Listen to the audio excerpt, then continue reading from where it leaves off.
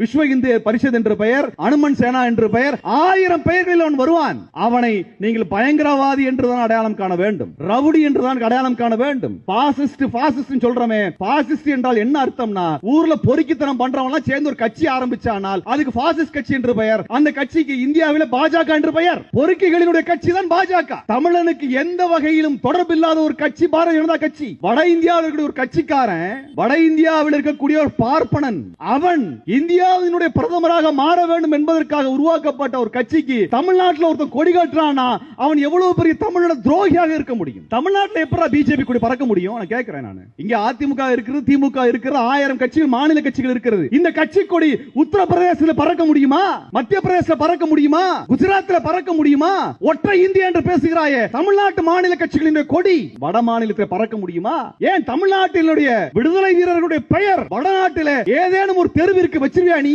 கடந்த சுதந்திர தினத்தினுடைய அந்த ஊர்வலத்தின் பொழுது, டெல்லியில் நடக்குது இல்லையா, அந்த ஊர்வலத்தின் பொழுது வஉசியின் படத்தை நீக்கினாய, காரணம் என்ன?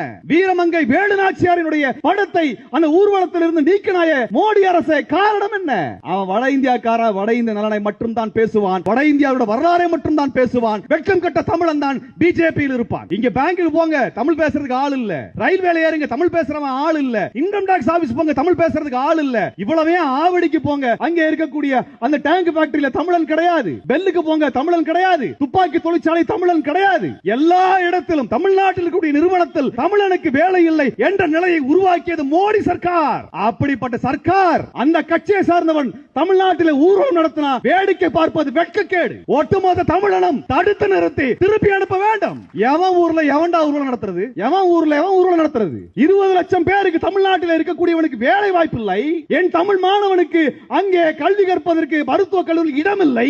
எத்தனை செஞ்சுட்டு தமிழ்நாட்டில் வேலை வேணும், வாய்ப்பு இல்ல, அது இல்ல, இது இல்ல. அண்ணாமலை வீதியில ஊர்வலம் போகிறாரே, தடுத்து நிறுத்த வேண்டியது தமிழர்களுடைய பொறுப்பு, உங்கள் பொறுப்பு. பிஜேபி காரன் காவி துண்டு தூக்கிட்டு வந்தானாலோ அல்லது பிஜேபி கொடியை தூக்கிட்டு வந்தாலோ தடுத்து நிறுத்தி கேள்வி கேட்க வேண்டியது அனைத்து தமிழர்களுடைய பொறுப்பு. வடநாட்டான் கட்சி எங்களுக்கு தேவையில்லடா, கொள்ளவில்லை. வட இந்தியாவில் கூட ஏழைகளுக்கும் நாங்கள் வேலை வாய்ப்பு தருகின்றோம். நாங்க ₹1 வரி கொடுக்கிறோம் டெல்லி அரசுக்குன்னா திரும்பி 40 பைசா எங்களுக்கு தர்ற. ஆனா உத்தரப்பிரதேசக்கார, மத்திய பிரதேசக்கார, பீகார்கார அவன் கொடுக்கிற ஒவ்வொரு ₹1 வரிக்கும் ₹2 திருப்பி தர்றியடா. அது எந்த வகையில?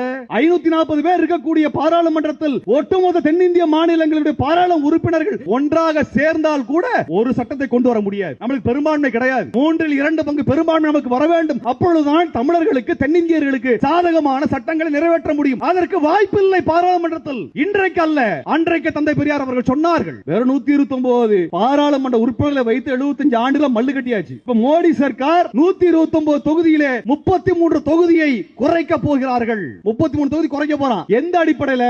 2011 மக்கள் தொகை கணக்கெடுப்பின் அடிப்படையில் 33 தொகுதியை குறைக்க போகிறான். ஆனால் உத்தரப்பிரதேசத்திலும், மத்திய பிரதேசத்திலும், பீகாரிலும் இந்தி பேசுகின்ற மாநிலங்களில் அங்கே தொகுதியை அதிகரிக்க போகிறார்கள்.